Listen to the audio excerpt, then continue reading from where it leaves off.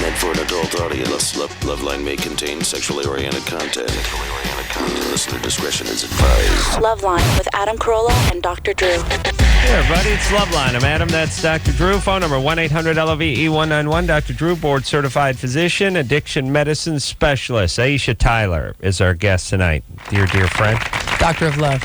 We know her from Talk Soup, and also I know her from Friends. Mm-hmm. I don't think Drew watches No, Friends. I actually saw her on Friends. 5 episodes as Ross's gal pal. I actually ended up doing 8. Wow. 4 in You don't the watch your spring and Friends. 4 in the fall. I would have guessed more had I not checked the fact sheet. Seemed like you're on for like a season to me, but hey, if it says 5 episodes, it's 5 episodes. Yes, Drew? You know, the fact sheet never lies. Fact sheet never lies. I'll have to go give that money back. Aisha is here to promote her new book, which is called Swerve, Reckless Observations of a Postmodern Girl. What can we expect to find in this book, Aisha? Lots of great bar stories. It's essentially I wrote it because I was doing a lot of stand up and I felt like there was all this stuff I wanted to say that you can't in an hour on stage. You got to be funny every couple of seconds, and I wanted to talk about I wanted to do some socio-political commentary. And when people are drunk on a Friday night, they want you hear talk about body, self-image issues and sexuality, right, and hypersexuality in video music. So, well, it's a good and interesting and valid point, which is I just got done doing Jimmy Kimmel, and excellent show. Yes, I enjoy it myself. Not tonight's show because I was on it, but normally it's a good show. The point is you go out there, you have 6-7 minutes. You have to sort of get to it. Yeah. And to the meat of the thing. And also there's 300 people sitting there who need you to get to it. And if you don't get to it for 18 seconds, it feels like an eternity. Yeah. And so Something happened tonight? They want you to just dance, monkey, dance. They don't want to listen to your ideas. They don't want you to build up to the crescendo. Something happened tonight. No. I've been better. Okay. I'll be frank with you. I have been better. So is the audience. You're very self-aware. The point is people always ask me, and they don't ask Drew this. It's obvious he's lucky to be here. But they ask me, why do you continue to do this radio? Or why do you want to keep doing the radio all these years, the TV shows and things like that? You don't have to do it. You don't get this kind of time. No. We ironically can't talk about this. Yeah, exactly. On TV. On anything else, right. And it's funny because I do a lot of TV, and people ask, oh, you have to go and do all this radio. I'm like, I love and have always and will always love radio. In fact, if anybody had half a brain, they would let people talk like this on television. Oh, yeah. It would do it's fine. so much more. Whenever you watch a really great interview and people are confident, they want dancing and clips, and here's a visual aid, and now someone's and going to God forbid, on television you have to build an audience. That's what you have to do. But what ends up happening, quite honestly, is once in a while Jimmy Kahn gets up there and waxes poetic about something that has no ending for 12 minutes, and it freaks everybody out sufficiently, so we just want him to tell the grotto story, and then it's time to move on to the world's fastest grocery bagger. Yeah, or the guy who can swallow pool balls or something like that. Yeah. I mean, if it would work out. I mean, it's sort of like the call times. If Pam Anderson didn't show up and late and hold up the tapings, and if the rappers didn't show up drunk and hold up the tapings, we could show up at the studio a nice leisurely 45 minutes to an hour before we actually have to do anything, which is it still seems like an incredible amount of time for me. But there's a handful of a-holes that F it up to the point where if we go on at 6, the call time's at 1:45. Because now it's the same with it's like airport security. It's like there's a couple of guys who may cause a little trouble on the plane, and for that, grandma's got to take her shoes off. Yeah. It's really life, if you think about it. It's just a handful of people setting policy. Yeah, screwing it up for everybody and it's a weird thing, and I know we're jumping around, but again, we can do this. It's the radio. This whole country is really sort of founded on the principle that the majority will speak, and then that's what will happen. Yeah. I mean, everyone gets together, they vote, whoever candidate, whatever bill, whatever it is gets the most votes, well, then that one wins. But when it comes to things, involving lawsuits and security and things like that, so one guy throws a beer bottle at one Mets game, and we're all drinking out of Dixie cups. That's it. Well, tyranny, we were talking about the tyranny of the minority earlier with the boob incident. at the halftime show that 2 or 3 people have all of a sudden created this maelstrom of I don't know, maybe cleavage will be banned on television from now on. Nothing resembling the breast can be shown in the world. To be, everywhere. Cleavage, yes, everywhere. Attacking other countries for showing boobs. By the way, I was thinking again on the same topic, sort of. The Statue of Liberty has been closed down since 9/11. Never really thought about it. Well, you can't go up. Didn't they say that maybe it will never open again? They're just going to leave it closed. They're going to weld the vagina shut. That's so un-American for so many reasons. The first of which is that you should never weld any vagina shut. I think that's just purely un-American, right? Well, it's some cultures do that. We cannot judge. I'll judge. Right. I'll judge right now. The vagina should be open. The vagina, like information on the internet, the vagina wants to be open. I think that. You know what I was? I'm going to regret saying that. I know that as soon as it came out, I regretted it. I was reading. So I was reading in USA Today that you can go out and stand it and look at her, but no more climbing up and admiring the view of the harbor. Yeah. Right, and I thought I know it sounds cliche and trite, but terrorists have won. Mm-hmm. Absolutely. We can't climb. We can't go up to the head of the Statue of Liberty. Up into the symbol of this country's principle of liberty and freedom. I mean, that's a victory. It's ridiculous. And who cares? Honestly, I mean, this is going to sound awful, but. It would suck if somebody blew up the Statue of Liberty. Yeah, that would suck. That would really suck. Absolutely. I'm not going to say it wouldn't suck. Right. But, there's a lot of worse things that could happen. That sounds awful, but I guess I'm saying, let's just worry about security on our airplanes and our major skyscrapers and our football domes. Well, and let people go up into the Statue of Liberty. Provide some security. I don't know, metal detector at that. Where do you climb in? The ass, the mouth? Where do you go? There's a building in the base. There's a building at the bottom. Is there an elevator? No orifice. Can't you go up into the crown and you can look out the crown? But you go in this. It's on a huge pedestal, big building. But not only that, but it's not like hundreds of people can go up there at one time. It's a tiny. Lots of people go up. But isn't it just an elevator and a stairwell? 30 people can fit into a cranium. You can screen all those people. I mean, you can screen those people. Yeah.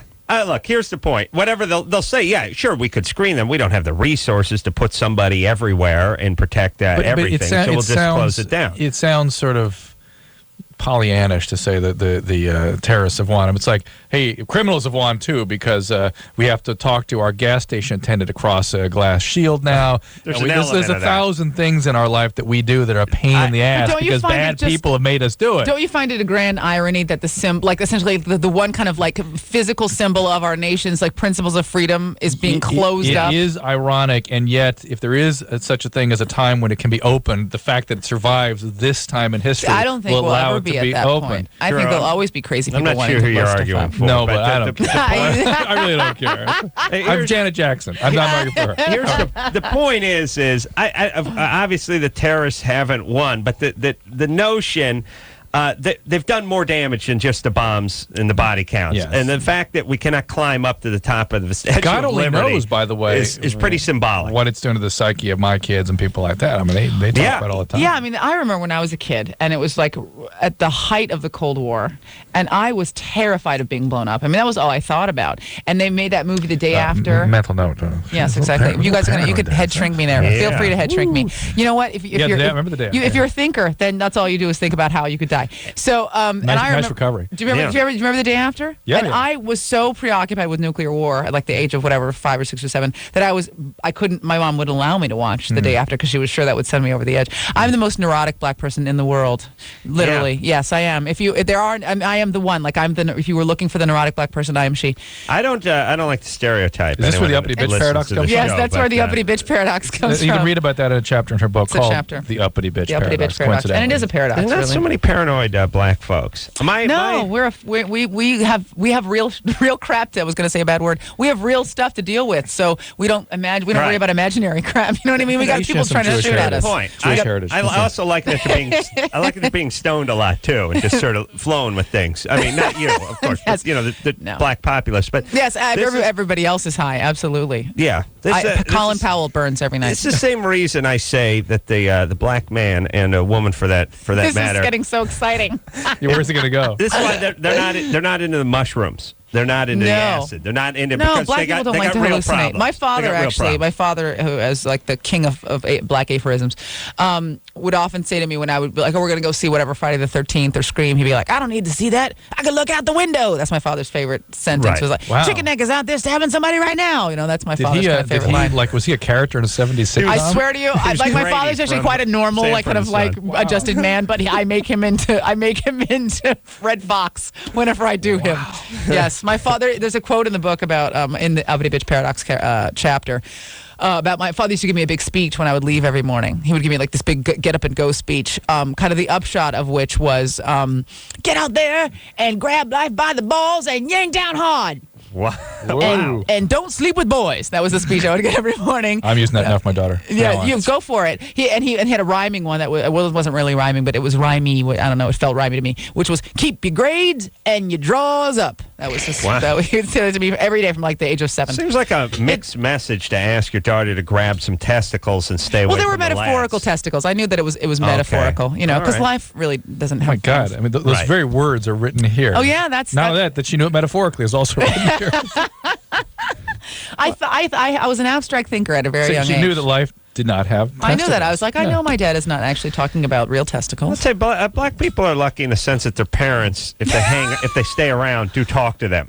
Why, Drew, did your dad never say anything to you? White people don't talk. White parents don't talk to their kids. I didn't know my dad's voice sounds like. He may have a thick Russian accent for Is he all I talking know. out of one of those little like voice actualizers? He has a voice. Yeah, he just but never uses it to talk to Adam. They don't have isms, and I mean, occasionally you get a good Jewish Ethnic, dad yeah. who might throw something in, but like your dad, a couple of warnings about staying out of trouble, maybe, or how much something is costing. But other than that, Well, do you think that white people are afraid when they say things, they make them real? Like, my family was very much like they would talk about sex and be like, don't, and they would talk about drugs. Like, here's what drugs will do to you, and this is why you shouldn't do them. Whereas No. white people are like, don't do drugs, they're bad. And then the kid's like, you don't know what you're talking about. They just go do them anyway. I think it's a function of, this may be off, but I think it's a function of historical circumstances of the family systems. And a lot of white people come from European families. I feel like I that need were- to look at a chart that, now, that Drew. were fleeing and are very inclusive families. So that there's no separation. So it's sort of uncomfortable to even talk to somebody because it's all one undifferentiated ego mass. Black family system comes from very traumatic history with slavery and whatnot, where people were individuals And they had struggling extended families, together. had to actually Extended create families, yeah. Right. And so individuals have a role. and you that would bond exist. with someone maybe that you weren't related to or weren't even very close to just because of difficult circumstances around you. Well, I like that. I feel head shrunk right now. better. I feel shrunk. Better. Yeah, I feel good. I also have this theory that a lot of black dads don't hang out and see the kids grow up, so the ones that do are into it. Yeah. Like they're super. The ones the black dad doesn't hang out and sit around in this sort of indifferent posture like maybe our parents did. Just sort of the kids will grow up or they won't, or they'll do drugs or they won't.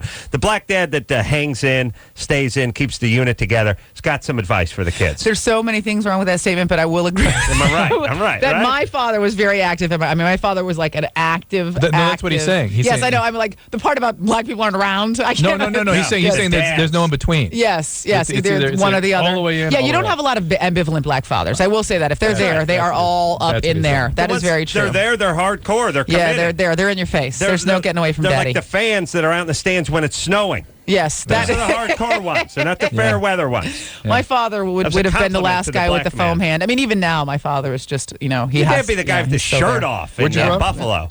I grew up in San Francisco. San Francisco. Yeah, but my dad is even now, just still with the aphorisms and the speeches. Now he's very down. He comes down to Jay Leno and See? talks his ear off and gives. Yeah, me our parents don't talk, which is good. It's paying off now. now that you we're don't miss it, adults. right? We don't need. No, we realize whatever they're saying would have been horrible anyway. Hey, before we go to calls, we still are going with the animal promotion. Oh, yeah. The Very DVD true. and the animal. First 5 callers, 18 years or older, get on the air tonight will win the Animal Uncut Special Edition DVD starring Rob Schneider, who was in here last night. All right. And that's in stores today. He is a lovely and charming chap. Yes. He is he's a friend of the show. Dear friend. Serena, Yeah? you're 16. Yeah. What's Hi. up? Okay. Well, I called him like a while ago, like 4 months ago. And it was about this guy I had been seeing, but like he wouldn't go out with me. And he's 22 and I'm 16. And well, like finally we started going out. And we've been going out for like 5 months now or something like that. But no, not 5 months. But still, like his best friend is a girl. And like he's always hanging out with her, but he never tells, like he won't tell me like when he's hanging out with her. Like he'll always say he's with his friend. All I'm right, like, Serena. This is why you don't go out with 22-year-old guys. When you're I'm 16. sure our advice in the first place was not to date this guy. yeah. Yeah, and now here you are. Yeah, It's good times. he's not a great guy. And here's what you get when you get the 22-year-old guys going out with the 16-year-old. Worst case scenario, you have the real lecherous, sort of criminal, dicey guy who's going to, abuse you and take advantage of you. And best case, you just have kind of a loser guy. Best case, you got a 22-year-old that will date a 16-year-old. Yeah, like a Yeah, 22-year-old but- who like can't hang out with other, like he's got to hang out with a kid. But I 'cause he just mean can't hang out there's with just your adults. basic Yeah. loser guy, Yeah. and then there's serious dicey guy. Sociopath. But like also, it's just like, what do you have in common with this guy? Like, what are you guys talking about? Like his bitchin' Camaro? I mean, I don't understand. I also will say this about that. I'm going to say something on the opposite side of this, which is that my best friend is a guy. And has been other than my husband, my second best friend is a guy. The spouse best friend. Yes, he is. He's my friend. You just haven't been in a real relationship yet. I just hope he doesn't say that about you. I don't mind the chick saying that about the guys, but the guys goes, "My girl's my best friend." And so I said, "Get the hell out of here." my oldest friend since like the 8th grade is a guy, and I would just find out, like I would go you should break up with this guy. But let's say you were with another guy your age and he had a girl that was his friend. I mean, you should just be able to spend time with this person. And if it's not cool with this guy for you to be around when she's around, then it's very clear that relationship is not cool. Not a friendship. Yeah. That's right. Also, yes, I would agree with that, but I would also say that the guy could be embarrassed that he's going out with a high school girl because and not that's went lame around for him. that reason too, because he doesn't want to get judged by the friend. Either way, It's all bad. It's all bad. It's all Yeah, bad. you need to like, go out with somebody your own age. Well, we like work together, like all three of us, like his best friend and Restaurant. like me and him all work Wow. together. If you guys like- all wear the same striped smock, then there's nothing we can do. No, but What's your issue? well, he never wants me to hang out with her, and he never tells me when he's hanging out with her, but he'll tell me when he's hanging out with all his other friends. Is she attractive? But yeah, it's like she's really pretty. All right. Well, then that's should break it. up with We hate to bring up that aspect of it, but Drew, It seals that's it. where it You is. should seals break up it. with him. Yeah, that's it. Yeah. I mean, if he's hiding that we're relationship, talking about from an you, a-hole then- guy. Yeah, So you can easily go to those primitive issues, and that's the hell's the story. just break up. Yeah. Yeah, Or, I mean, you know what? You got to be don't even- strong, though. You know what I mean? It's like you got to be a big girl about this. You know, I'm sure it's pretty exciting to date a guy a lot older than you. He's got a car and he's got money or whatever it is he's got going on, and that's exciting. But where's this guy going to be? Is he going to be around? You know what I mean? It's like he's lying to you and he's hiding stuff from you now. It's not going to get any better. It's just going to start seeing more. And let me say this: you should have a healthy respect, as the young people are calling for your teachers, your parents, and folks like that. But don't think they're winners just because they're 5-6 years older than you. Like this guy, the only thing he's got is he was born 5-6 years before she was, therefore he's a winner. When you get to be that age, if you're at where he's at, you'll consider yourself a loser. You will be mortified when you think that you dated that guy. Yeah. and Oh, when you'll you're be so 22. embarrassed because I dated an older guy when I was your age. I dated a guy who was like 22 when I was like 16. Oh my God! And literally, it was. I'm so upset. I'm honest. I'm not afraid to be honest. I'm not afraid to tell the truth. And like literally, like I was embarrassed. Like the day after I broke up with him, I was like, "What was I thinking?" Because clearly, this guy was just trying to sleep with me. That was all he wanted. How long did it last for? Until I didn't sleep with him, and maybe it's like 3 weeks. Like that, yeah, he put in 3 weeks and That's realized good. it wasn't going to pay off. And all right, then he walked away. that is learning. Yeah, That's totally. fine. I think women kind of need to go through. You know, because that I was like, thing. oh, he's got a great car and he lights Yeah, just cigarettes for us. Oh, When, boy. you know, it was like, Oh, oh, my so God. lame. I mean, you know, what the hell? Break up with this guy. I just immediately think of the I found character. myself being attracted to this man as he's talking about the It was cigarettes. it was hot. He would like to do cigarettes and he'd hand me one, and they were Nice. Newports, and he had a letter Sweet. jacket, and he was in the Marines. I and it was all immediately good. begin to think of the guy from Dazed and Confused, the Matthew Matthew McConaughey. Yeah, J.K. Livin. That's exactly what I think of Right? when you talk about these guys. I mean, at this age, like if you were 40 and he was 45, okay, whatever. But you guys aren't in the same place in your lives, and there's nothing that you have Right. that should be That's right. in common. Done and done. All right. She's never going to break up with him. No. Stevie? That's what we Not do. a We million years. just Not a million years. blow Just words out in talking this into the- space. No, we're The trying ether. to we're trying to talk to all the other ones out there that are about to fall victim to this Let's kind of hope. behavior. Don't do what I did. Stevie, Hello. you're 17. Hey guys, how are you? Hi, Stevie. What's up? You're on with Aisha Tyler, by the way. Hi, Aisha. Hi, how are you? Good. I think you're hilarious. Thank you so much. That's awesome. Thank you. First, I just want to say, Dr. Drew, I've been reading your book, and it provides so much insight into the situation I'm going through right now. It's tremendous. Oh, good. Thank you. My question is directed towards you. My mom's a drug addict, and she's been in and out of rehab several times throughout my life. Just recently, she was on probation, and she was forced to take monthly drug testing, so it always came back clean. But now that she's off probation, I feel she's using again. What's her drug of choice? Painkillers, Vicodin. All right. Just a few days ago, I found receipts to the pharmacy signifying that she did. Okay. Well, there's no doubt she is. So I confronted her today, Yeah. and she basically kind of passed me off. Yeah. Really turned the situation back on me. Of course. Yelled at me, and it's been going on for so long that I just want to know, because my family's fairly conservative, and no one, everyone wants to keep it quiet, and no one really says anything except myself. So, all right, here's what you can do. Here's what you can do. There's not a lot you can do. You've got to understand that she has this disease just as if she had cancer or heart disease, and it's not something you can control or do much about. But you do have some leverage. One thing you can do that is essential for your own health and may actually have the highest probability of getting her to move towards more, to really embrace treatment more realistically, is for you to go to an Al-Anon, you to go to a codependency meeting regularly, get a sponsor and work the steps yourself, because that disengages you from the dance. And the identified addict will feel that separation and get a little freaked out by it. When you really have had it with their disease and you start growing in a recovery of your own, you won't put up with this crap anymore, and they'll see it, and that freaks them out. They really believe they're losing you, and they begin to put the pieces together that's their disease that's causing them to lose you.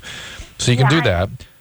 And then you can call her doctor and the pharmacies and whoever else prescribing these things and notify them that there's addiction here. Well, she keeps bouncing around from pharmacy to I know. pharmacy. Just listen. There's only a certain number of pharmacies in your area. You can call them all. Okay. Just yeah, I mean, it's been going on for several years. I remember when I was really young, she would, I know, go Stevie. on. I don't know. Go to Al-Anon or Drew, get but a you really get a think they're therapist. getting on the horn with the pharmacist? No, I don't think that's the best. But see, Stevie really wants to do something. That's the best thing she can do. But otherwise, it's going to Al-Anon herself. Yeah, I think she just go to Al-Anon. All right, that's fine. I don't want to tell your business, but I think the idea that she's going to be responsible No, or she somehow shouldn't make be. the change is a bad No, you're right. But, I mean, one thing is, you sound like you're very self-aware, and you're very aware of what's going on in your mom's life. She's parentalized, which is sort of which sucks that you have to kind of be the parent in the situation. But I would also just for your own sake, I think what Dr. Drew said is great. You need to start to like make a life for yourself and create a space for yourself that feels safe. But you should also just not be afraid to be honest with people in your family. When people are, because a lot of people, they're enabling this, they don't want to deal with it, and you should be like, you guys, this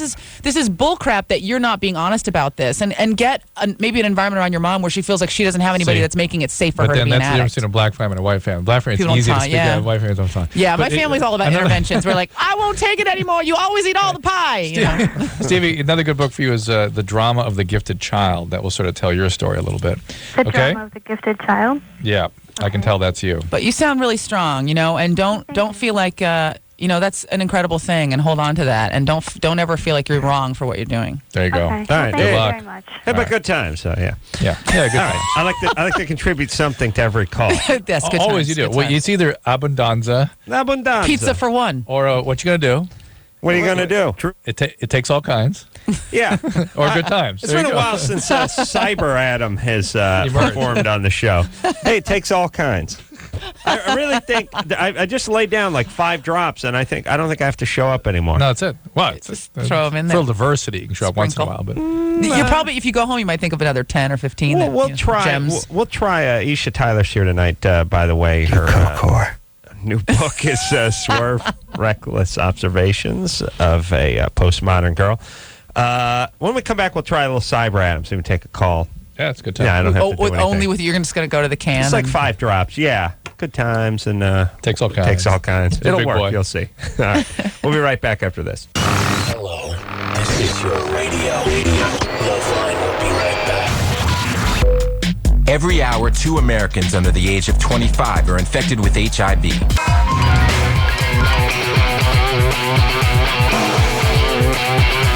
Hey, everybody, it's LoveLine. I'm Adam. That's Dr. Drew. Phone number 1-800-LOVE-191. Aisha Tyler's in studio tonight. Swerve is the name of the new book, Reckless Observations of a Postmodern Girl. And tomorrow night, we'll have Drew. You got 3 punches in the first that was pretty good. 28 minutes of the show. Tomorrow night, Jeff Probst will be in here from Survivor. So Very exciting. Yeah, I'm excited to meet him. I do really enjoy that show. And also, it couldn't get any harder this year. They're just dropping them off. Yeah. They're not giving them fire. Well, they ultimately did, right? No. Well, I don't know. Two of them got fire. Well, No. they have to make it. They have to gotta make make it. it. If you don't make it, you don't get it. I mean, I'm sure at some point they'll have to get it. I thought the contest, the last thing they did, they didn't. No, they didn't get fired. They gave it, in the environment, but they couldn't take it back to camp. Not only that, but apparently these people are all getting dehydration sickness. And are listen, old what's his name, Rudy, you cannot take a 75-year-old man and he will die fast. organ failure. Yeah. I mean, that is some serious ass. I don't understand. Dude, I'm parched if I don't have a cup of tea in the morning. We're talking about 3 days without water is a big deal. Damn, you can die in that time. No It was sweat. raining and they were like sucking on the edges of those little. Of course. Those little marketing outfits. I mean, that they have. it's sort of offensive / dangerous / There's entertaining. got to be a staff doctor. There's got to be a staff doctor there that is watching these people and making sure that they don't reach the point where they get listen, really if sick. you remember when what's his name fell in the fire, they had to bring a helicopter in. They had nothing there. There was nothing there for that guy. I don't know, and I don't know how you make sure someone's not being dehydrated It's blood unless they're test. being That's the only hydrated. way it's only blood test. Well, And by the way, can't you look at them and look at their tongue and their eyes and their responsiveness and kind of see? I could see through television they were in trouble. Really? Serious trouble. And not only that, when Jerry was here, she talked about the refeeding. When somebody's been starving for a while, the refeeding has to be done in a very systematic way. Yeah, you can't just eat a sandwich. They had all these horrible medical problems they swelled up. They got phosphate problems. I mean, these are life-threatening potential problems. Well, the guy who created the show created the Eco Challenge. You ever watched the Eco Challenge before? Yeah. I'm obsessed with the Eco Challenge. The Eco Challenge is Survivor to the nth degree because they're actually true athletes. This is like a 300 to a 400 mile race. Oh, yeah, I heard about that. Right? No sleep, no rest, no stopping. And these people, I remember one year, a girl vomited up the entire lining of her stomach. Well, But, that's really? yeah. I mean, I think you just sign What's up that and you look like? I don't know. Placenta. blood. I have no Just idea. It's blood. just Oh, it's blood. crap. But the Okay. point is that these are athletes. They've agreed to this race. They don't sleep. They eat as they run. But and young people can withstand a lot. yeah, but I mean, Rudy must have said going in, I know the risks of this. Yeah, but who assessed No one's going to that? let me Rudy, die. Rudy right? is, Don't they have to go undergo like a medical test or something? I worked on Big Brother, and they did nominal psychological Well, but testings. Big Brother, those guys are like fighting over the toaster. But the point is, they were like, "Oh, we're doing psychological testing." Oh, really? Nominal, No, yeah. nominal. Yeah. It's basically, are they psychotic? That's Yeah, what like, it's are basically they going to stab somebody with a that. plastic Are they spoon? violent? Are they psychotic? And that's it. All right. Well, here's the thing. You can be in perfect health and then not drink for a week and be in fall into trouble. bad And, health. yeah, that's right. The other thing is, it struck me is, we spent, as humans, we spent the entire part of our existence up until this point trying to get things. I mean, trying to put roofs over our head, safe. trying to get food, trying to package things so we had them. Yeah, trying to protect ourselves from the elements. And the last 3 years, it's just been all of us just diving outside and seeing how far we could run before we drop. So what is that? I mean, I think that's probably like a natural human response to everything feeling kind of manufactured and managed. I think the feeling is we got to keep moving forward, and if we create an environment that's too comfortable for ourselves, then we'll take ourselves out of the environment and keep scraping like and the clawing. animal. I think it's rebels. complete denial of the biological reality and no sense of there being a difference in nature. It's like, no big deal. I'm fine here in Los No, but Angeles. I I'll mean- be fine on an island. But no, problem. I mean, look at it this way. It's like now what you have to do is, because there's no physical challenges in life anymore, we have to create those for ourselves. You're right. There's something, but again, let Susan. This is hold on. This is like a dog. You bring it home, you domesticate it. It needs to chase something. It doesn't needs go, to I'm run, living and in it a needs house to now. attack. Relax. But Yeah. again, the denial to me was so evident when Susan, they go, okay, listen, this will eat your brain. You're going to get these parasites. You're going to have diarrhea for the rest What's of your going to eat her brain? What the, happened? there water. was the water is infected with very dangerous pathogens, and she goes, I've had worse water. No problem. I'll just drink it. It's like, Yeah. I Okay, like well that's her, by the way. see, I I like don't know that. if is that denial or is that dumb? Because That's I mean, denial. the thing is That's like, okay, thirsty. I for a long time, I mean, I can't do it anymore, but I used to be really into backcountry camping, and I would go out for like 2 weeks, and I'd carry a 65-pound pack, and I was really into that. We'd fish for our own food and all that madness, and dig a hole and everything. Wow. And it's something I've loved since I was a little kid. And but there was never a point in any of that, and I was a pretty accomplished backcountry camper that I was like, I'm just going to drink this water. It was about education. I knew what could happen, that I could get very sick and I could die. But she believed it. She didn't believe it. All Well, right. that's because she was an can I say idiot? Well, let me say bring up 2 points. A, you're desperate. I mean, when you're thirsty and nothing's happening, and you're looking at the water, and you've had a long, lucky lineage of drinking crappy water, and you're fine. Well, she's like a lead-infested well, and she came out just fine. Number two, if the producers are smart, they do clear up that water. They tell everybody it's tainted well water. It needs to be. I can't imagine that CBS would put themselves in a position. They avoid liability. But they would put themselves in a position where they would put anybody in jeopardy of dying. I don't believe that. I think I think if you have a water that's infested with parasites that could kill or maim the person somehow, and you give them no way to sterilize that water, you're going to be liable if something happens to that person. And you see her with the cup and taking it to her lips. You don't stop. Nobody stops. I would say that that may be a little Hollywood magic. All right, well said. Thank you. Rachel? Yeah.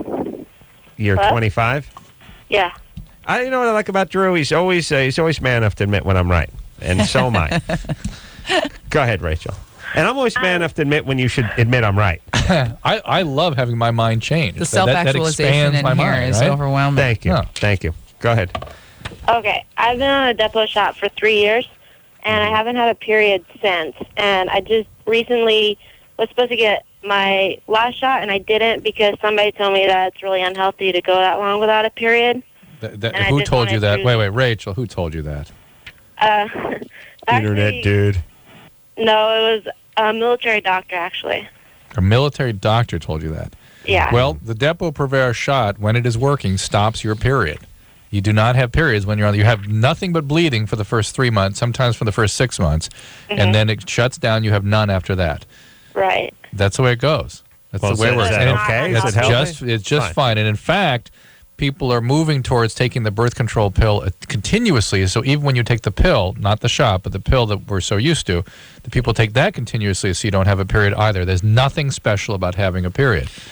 And isn't it when you're on a birth control, on some kind of birth control method that it's not like the blood is building up, but it's not coming out. I mean, you're not creating it. That's right. You're not creating it because the pill suppresses that from happening. But the morning after pill is going over the counter. It's getting closer and closer. How exciting. Fantastic. Oh, my God. We could get that when I was in college, All right, you can get it with a prescription. But it's going to be over the counter. Let's talk to David. Don't go off your birth control. Don't get pregnant. That's lame. Yeah. This would be a good PSA for you. Don't you think? I believed her. That scared me. I just get right. I don't want to I'm not going to couch it in sparkles and gems. Getting pregnant is lame. If you're not married or in some kind of situation where you can support a kid, it's just lame. And this is again back to the denial of biological reality. Throughout human history, even since the industrial age, 1 out of 5 women died in childbirth. Mm-hmm. It's a dangerous condition. Yeah. Yeah, worse than drinking It's also that dangerous water. to have a kid that you can't take care of. I like when your old boyfriend, David Schwimmer, would do those PSAs where he'd ask you to talk to your kids. Yes, David cares. He cares about the kids. Let me say something to the CBS, the NBC folks.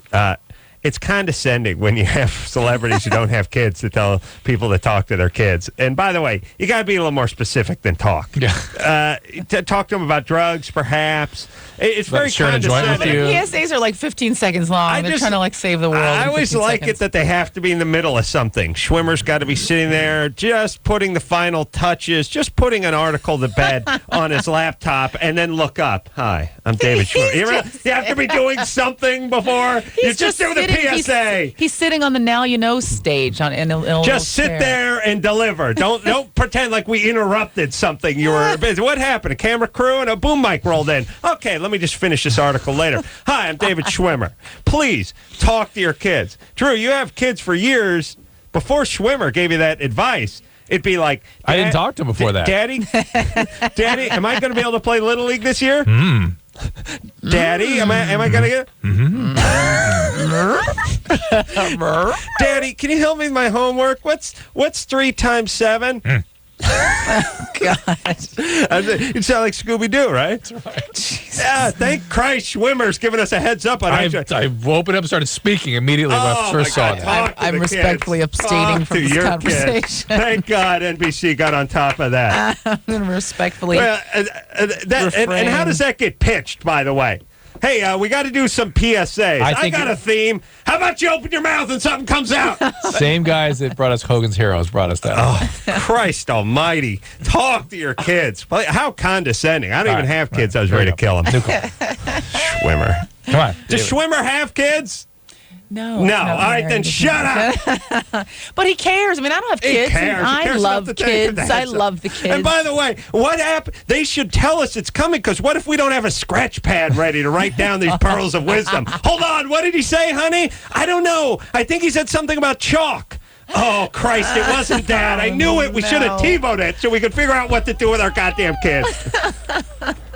Please. This is it. This the is only, this is all. the This only is the fish problem we have with to this fry. argument is that there are so many screwed up kids out there. You think that there are probably people for whom a gem such as talk to your kids would probably be a pretty useful piece of information. I'm sure there's a guy just taking a drag off a crack pipe who just turned the corner because Schwimmer looked up from his laptop. Honey, come out from the meth lab for a second. Schwimmer said we should start talking to kids. Well, I thought we were going to beat them and burn them with cigarette butts. No. It turns out that's wrong. Oh, no, yeah, you can do that too. Just make sure you talk about it at the same time. Honey, I'm going to burn you with something called a Tipperillo right now. Tipperillo. Oh, I prefer a Newport. Swisher You said Sweet. Newport. You like Newports. Newport. Newports are a fine cigarette. Schwimmer's telling us to Maybe talk to the Merit kids. or a True. Yeah. Okay. All right, we got to take a break. Cyber No, Adams, what call come that back. break? Cyber Adams. Exciting. Well, we got the girl with the depot shots. Don't get pregnant. It's lame. I like that. Drew, let me just one more quickie. Let's just say your daughter came up and said, like, I want to go ice skating. Can we go ice skating, Daddy? That was the old Drew. That was pre-Schwimmer, right? Absolutely. And then, now what you do, you start using your mouth, right? I start using my mouth and my tongue and my vocal cords. Words coming It's out. amazing. Well, Amazing. honey, let's discuss it. Funny how that works. Schwimmer ought to cut another ad of other people we could talk to. Grandparents, folks behind the counter at the liquor store. Who else can we talk to, David? Is it just the kids? Now I'm confused. What if the mailman comes by? You allowed to speak to him? How's that work, Drew? I've always spoken to him. Drew, it would have been funny if you grunted. All right. Aisha Tyler is here tonight. We'll take ourselves a quick break. We'll be right back. Thank you for calling LoveLine. Your call will be answered in the order it seems interesting. Call LoveLine. Call 1-800-LOVE-191.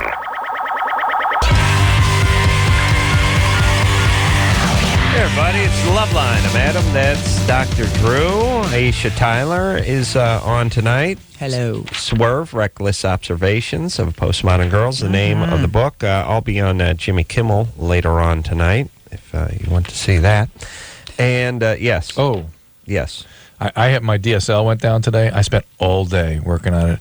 And I would just want to give a shout out to SBC, whose technical people saved my ass. This was so exciting because it was like kind of geeky and then also kind of ghetto at the same time because you gave a shout out to the SBC technical support. That's right. Yeah. Those They are my were peeps down there at SBC. Fantastic. Patient and talked me through stuff. It was the best computer experience I ever had. Really? Yeah. What about all that porn you downloaded? Not as good as that? Not as good as the SBC tech people. No. All right.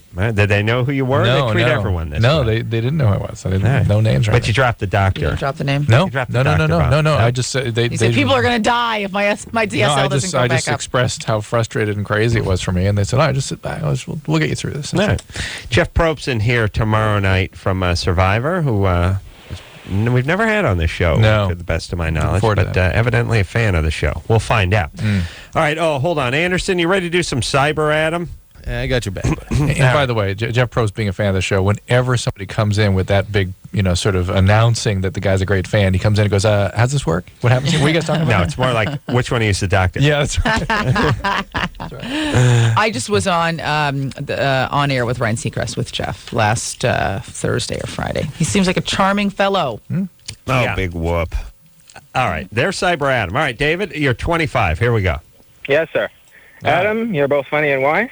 Dr. Penske, read your book. I enjoyed it. It changed my opinion of addiction. That's why Right. you make the big bucks. Fantastic.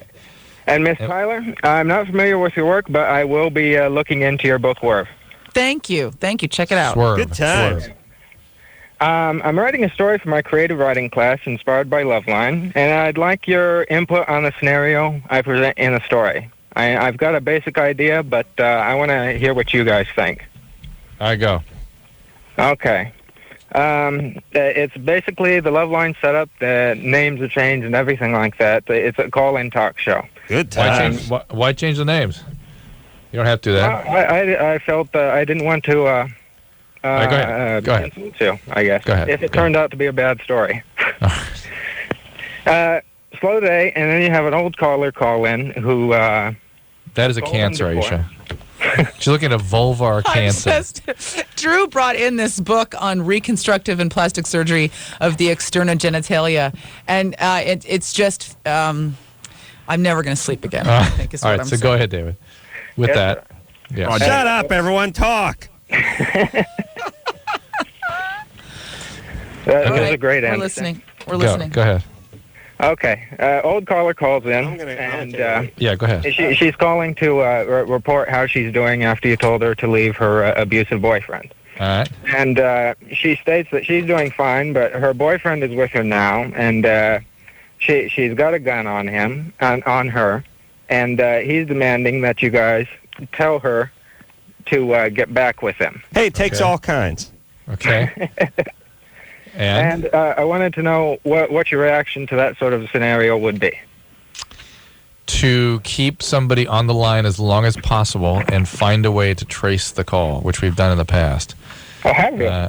Yeah, and usually we get some information about where you're calling from, so we would immediately get the local police on the line Right. and That's send them what out all over the place. And we've been able to do it. We've been able to Because track somebody makes a people down. call I think I if somebody missed makes a that, call like that, they're in a desperate situation. Yeah, they're we've been able looking to for help. track that down. Then I would try to get the guy on the phone Right. and talk him down a bit.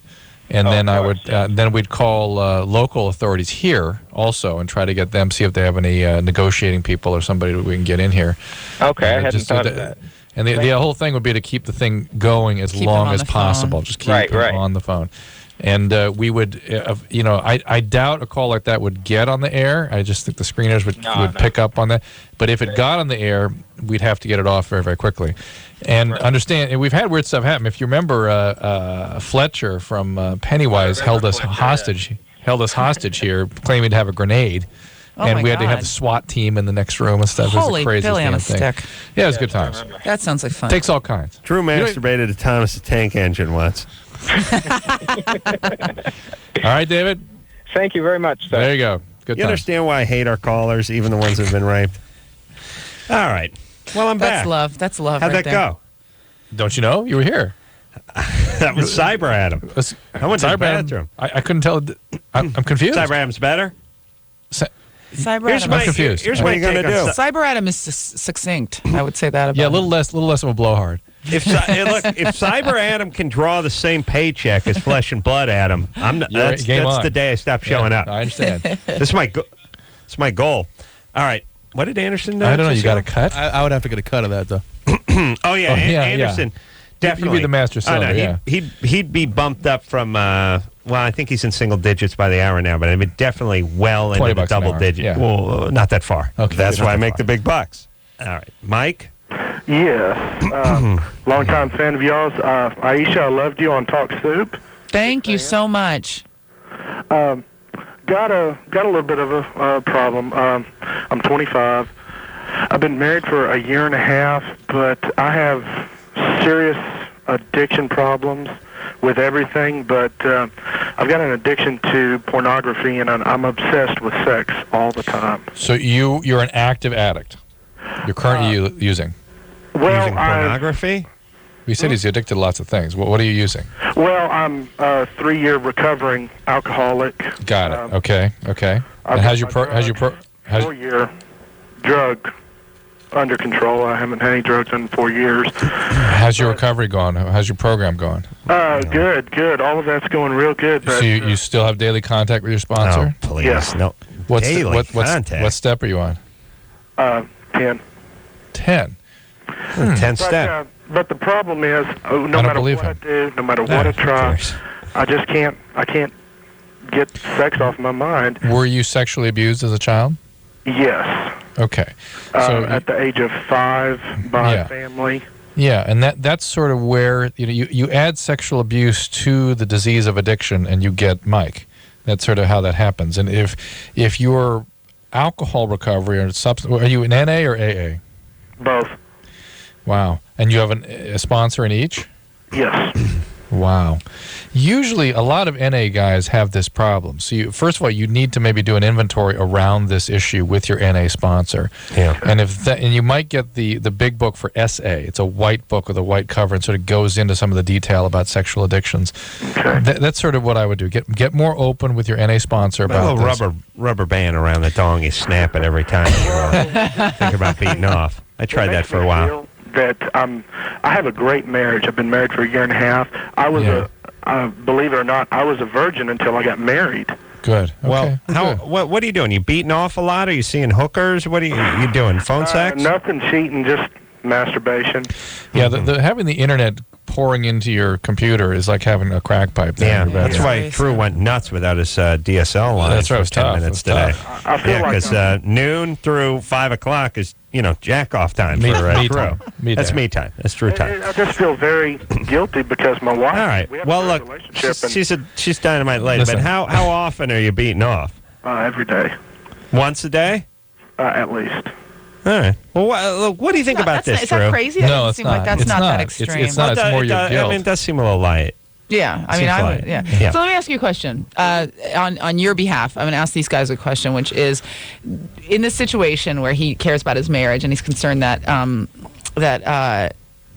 this addiction could jeopardize his marriage, your marriage. I'm talking to you. Mm-hmm. Would it be?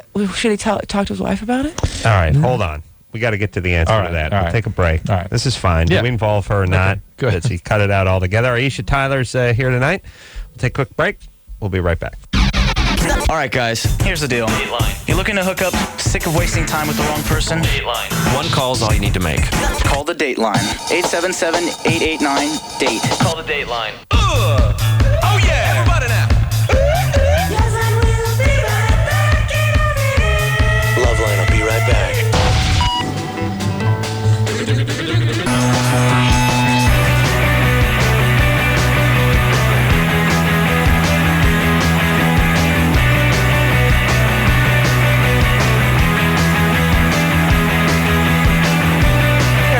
LoveLine. I'm Adam. That's Dr. Drew. Phone number 1-800-LOVE-191. Jeff Probst is in here tomorrow night from Survivor. Tonight, Aisha Tyler is here. Name of the book, Swerve, Reckless Observations of a Postmodern Girl. It is out. Oh, it came out last week. Came out last Monday. It's been out, and it's actually already a bestseller on Amazon and Barnes & Noble. It did really well the first week. So wow. So what does that mean? Go buy it before it's all gone. That's right. They made like 37 of them. Yeah, and that's it. Like and then 34. Yeah, and then if you don't buy it now, no. And that's it. And they'll break the plates, as they say. Yes. They'll destroy it. It'll be like I think they did that with the SR-71 Blackbird reconnaissance plane. They'll just destroy the molds. Or the limited run book on Muhammad Ali. It's just like there's only 1,000, and that's what you get. This is what's going on with this book. We lost our caller. Mm-hmm. Oh, that sucked. Yeah. He went off to masturbate. And what we were talking about was whether, first of all, to establish whether, in fact, he was an addict, which was not clear. I mean, he is an addict. Once a day seemed to me not to be addictive behavior. Right, and addictive behavior is defined by consequences. And he was having guilt, but was he really having consequences? And that we were going to try to establish. And the question was, should he talk to his wife about it or not?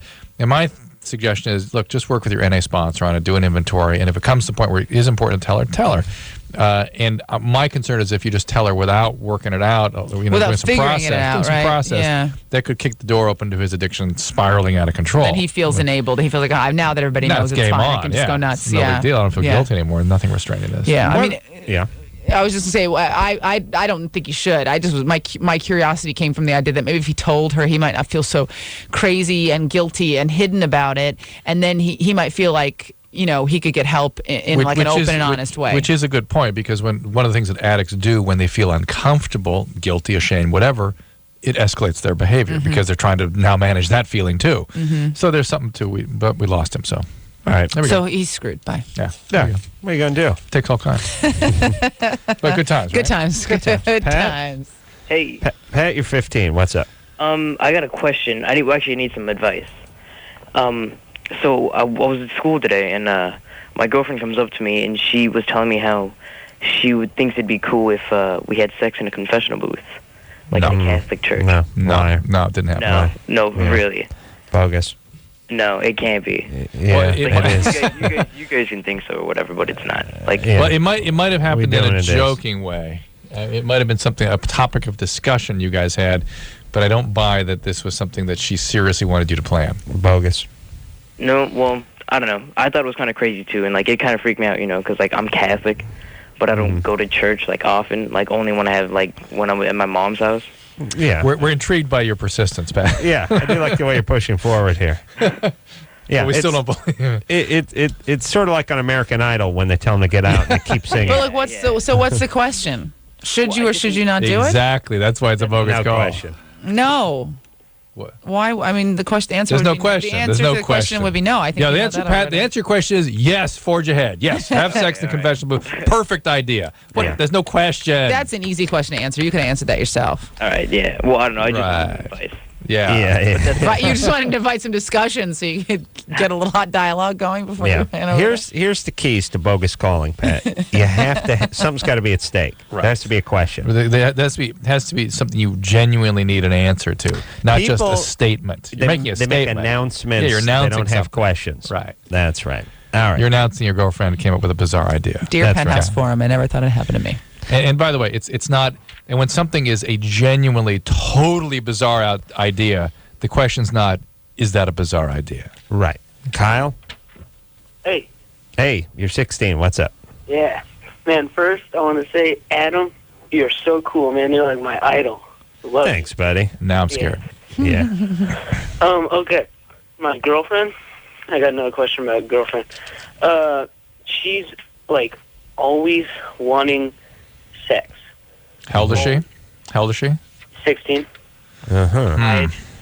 Yeah. And, all right. I mean, yeah, at first it was cool, but, Sure. like, it's starting to disrupt my, like, life, Like, Yeah. school, taken away from school time and all that. So, Is like, she? I Is wanna she? know, Does she have some issues? Was she sexually abused?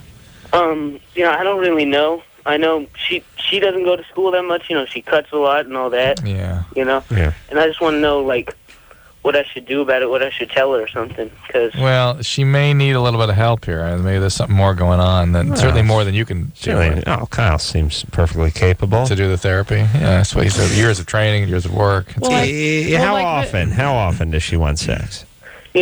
sometimes, like, on easy days, it'd be, like, twice. Sometimes you get up to Easy days 4. when she's letting off easy. Right. Yeah, sometimes you get up to 4 or 5. Ooh. Do you guys, are you guys friends? Do you talk about stuff or are you just always, doing it? No, we don't talk much. I mean, You just have sex all the time? we go out and stuff, We With all other- go on dates. Together or, with other people? I should not much time left in the day. 5 times. Right, that's No. that's exhausting. Yeah, they got to get to Well, it. I guess my question is is this about this girl being a sex addict, or is this Yes. about the fact that this couple has no intimacy that isn't sexual, Well, this and she's looking for intimacy, any kind of intimacy at all? Yeah. So she'll take it sexually. She'll take anything she can get. no, Mm-hmm. that's Becoming quite cathartic. What yeah. you say? I liked it. I thought it sounded thinky. The doctor is the guy with the degrees naysaying. It's just me. not the way things get played out. It's just. But I mean, if this is a girl who has intimacy issues, or she's not getting enough intimacy in her, in other parts of her life, this is the only way she can feel close to somebody. Yeah, she will do that, and she will accept an abandoning guy just So, using her for sex, do you but she think won't demand it 5 times a day. Okay, so I guess the flip is if this guy was being able to be a In friend to fact- her and intimate with her in other ways, maybe she wouldn't want to have so much sex. No, because in fact, Not unless bad, she but were no. a sex addict or sexually abused, she wouldn't be up for 5. She couldn't really imagine 5 times a day. Yeah, that You seems have like to have a special- working girl Right. situation. Yeah. Here's the other thing too. When a woman's needs aren't being met outside of the bedroom, where she needs a little more hand holding and a little "How was your day?" They don't pay you off. I by agree having with more you. sex I with agree them. with less you. sex. In You get every cut other, off. I agree with you. Being one of them, except for in the situation if this girl has some kind of crazy background where she's all messed up in the head, and for her, maybe she was abused, and sex was the only affection she got from somebody in her life. It's true, but the sexual abuse creates a trauma that is never fulfilled, that is constantly, repeatedly acted out, which is sex. If she merely had an unavailable parent or whatnot, then she will accept sex as a substitute for intimacy. But she wouldn't be driving from an unavailable guy. Yeah, this guy would be like pushing her away or whatever. He wouldn't be cooperating with 5 times a day. What does the guy do? Does he sort of impose limits? Yeah. Absolutely, but she'll experience that as abandonment and get a little crazy on him. But he needs to start. But like, he shouldn't just say, "I'm not going to sleep with you." He should say, like, "This is you have a problem." It shouldn't just be like, I can't do this for you anymore. But like, hey, I love you or care about you, or I at least think you're mildly not annoying. He's 16, so it's kind of like, I talked to Dr. Drew, and he said your snatch was effed up, and like your crotch is nutty. And like, so don't say that. He said like you could give me. Don't say your crotch was nutty. He could give me oral, but I should only bang you like a couple times a day, or when I'm feeling. Maybe he said I could have the TV on. Maybe you could just say, hey, I like you a lot, and I like having sex with you, but 5 times a day seems like maybe you need to see somebody because you're sexual. You have a sex addiction. That's right. It's more than I can keep up with. It's not natural. It's hard for me. Don't tell her crotch is nutty.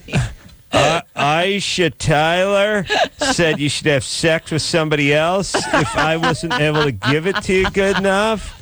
And Drew said... Don't say that. I know, but it's a disaster with the 16-year-old. Oh, yeah, especially a 16-year-old guy. 16-year-old girl they talk for days. And, here's what you need to do. And Aisha, I'm going to... what would your dad say about that? My dad would say, keep your grades and your draws up. But now, what would he say before Schwimmer talked to him? He would say, brr. My dad was always a very communicative guy. What did your dad say? How much is this going to cost? I think the appropriate thing would have to Aisha do that. What's it called? You need to know. Yes. And just have her give a few aphorisms from her dad. I could say drop like a few bombs. Ting ting ting ting. Keep your grades and your draws up. Just like Daddy. What's your dad's name? Just like my father's name is Jim. Just like Daddy Jim used to say. Is that series? But like honestly, when you think about it, it's beautiful in its simplicity. Keep your grades and your draws up. I mean, that's it. That was the rule. That was the driving principle of my whole childhood. We wouldn't be making fun of it if it had been you saying that. You know what I mean? No, I know. It was heavy duty. It was true. I mean, that's. Talking about David Schwimmer's lame PSA about talking to your kids, by the way. And is that called You Need to Know? The more you know. The more you know. The more you know. The more you know. I don't think you should blame Schwimmer for that. I'm sure that somebody wrote that for him. Of course. Yeah. It's the retardedness of television. I don't know. I saw the commercial. He was clearly working on his laptop when the cameras came up to him. And so he just came, what was on his mind, just popped in. They caught him off guard. Yes, he had to say something. Yeah. You need to know. Blaming the guy. There you go. He cares about the children. Trevino, sure. He has a whole brood of 0 at home. Well, who knows? Well, but I mean, really, like, don't you think a childless person could care about kids? They could, but just parenting back lame advice about how to be something you're not, and that just sounds like I said, insultingly obvious. Talk to your kids. Just it's a slap in the face. That's all I'm saying. It's an attack. For those of us that are doing the hard work of parenting, Trevina. That's right. Yes. Trevina, yes. you're 25. Yes. What's up? I was in foster care from the age of 8 to 18, and I was sexually abused. And also, when I got out and got on my own, I turned 21 and got raped. I'm starting to wonder if any foster child has not been, if the sexual abuse is sort of always part of the foster care system. Well, I think it's probably the people that get into foster care are people that are abusing the system. They get money for taking care of kids. Yeah, but then they sexually abuse the kids too. It's okay. I'd rather just take the money. It'd be fine. Right. Well, maybe if they were up front, maybe that could be another Schwimmer PSA. Like, look, if you're planning on sexually abusing your kids and being a foster parent, we'll just give you the money up front. Yeah, just take the money and go. Yeah, so everyone just raised their hand. Yeah, I was thinking of sodomizing the youngster. All right, here's your cash. No, I'm not. I'm just saying, let them abuse the system and not feed the kids. That's fine. Just don't also sexually abuse them. Well, you also. But I'm sure that sexual abusers think, "Oh, free kids." I know. Well, you also wonder if a lot of the kids that are being introduced into the system weren't sexually abused. Is the reason that they're being brought into the system, and as we know. those people. Not that it's their fault at age 8, but that's something that's a train that gets rolling. Yeah. And it's almost like if it ain't the parent, it's going to be another one of the siblings or foster kids or someone at school. What's the question? Oh, I was wondering if that was like some of the reasons why I have a hard time committing to a relationship. Yes. No doubt about it will affect your ability to have relationships but profoundly. Just getting put into foster care at age 8 is traumatizing enough. Yes. It's very hard to trust people when you've been in a situation where everybody that you trust hasn't been worthy of your trust. It affects your brain development. We're really beginning to get more insight into how the brain develops and what you need to have a functioning central nervous system that allows you to be available to a real relationship. Hold on. Aisha, please stop doing origami. I'm sorry. It's like I'm upset. Now, Adam, pay attention here. Aisha and I are sort of strung the same way. You notice that? Yes. The central nervous system wise. Punch the mic a few times. Yes. He's building a swan out of paper over there. He thinks that when people do that, it's like it's intended for him, to upset him. No. Because it's in his field of view. You're doing it volitionally to upset him. Untrue. It's just how we're wired. He's doodled a map of the Western world on that piece of paper over there. Have you solved the grand unified theory, Adam? It's very disturbing to lucky me. I don't know what that means. I quietly doodled over here, whereas Drew has actively punched the mic 4 times tonight. That's all I'm saying. So, Trevina. Yes. It's really great that you realize that about yourself, because that's, I think, a good step in the right direction, that you understand that what's happened to you in the past is affecting how you relate to people right now. Right. I'm sure Dr. Drew will probably tell you how to get on the path to getting better, but it's really good that you already understand that about yourself. Yeah, maybe get some... I know when I do get in relationships, I always pick like the really worst ones because I know it won't last, and I felt like it would be more comfortable to be in a relationship with someone who would treat me really terrible, and eventually I'd get tired of them and then make them leave. Or all those rationalizations you have about it don't even matter. The fact is that's what you're attracted to, is the bad guys. All right. Well, let's see if we can tie this up in a nice package, which is, for what you've been through, you're remarkably well put together. You're having some insights.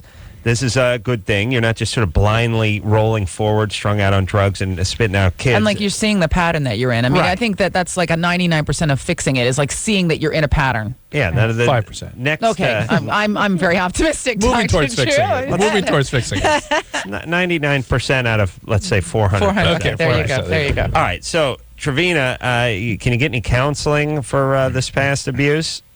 I had a lot of counseling when... All right, well, and maybe that's why you're as bad as you could have been. You're on your way, so it's time to get some more. Get some more. Don't have any kids. Get your feet. Don't have any kids. Get your feet on the ground and keep looking at the stars. The message I would give everybody. Whatever. Are you reading something out of a book now? Here's my Casey Kasem's book. What's it called? You need to know. The more you know. The more you know. The more you know. The more you know message I would like to give out is that, hey, treatment works. Yeah. And that's the message that people don't seem to get. Is that you can access treatment and treatment works. And you can stay in it. I mean, it's not something that you just do for a couple days till you get better and then you go sprinking off down. And somehow people understand if they get a knee mangled in a motorcycle accident, it takes many months, maybe years to rehabilitate. The brain is even slower recovering. But Drew, let me ask you this.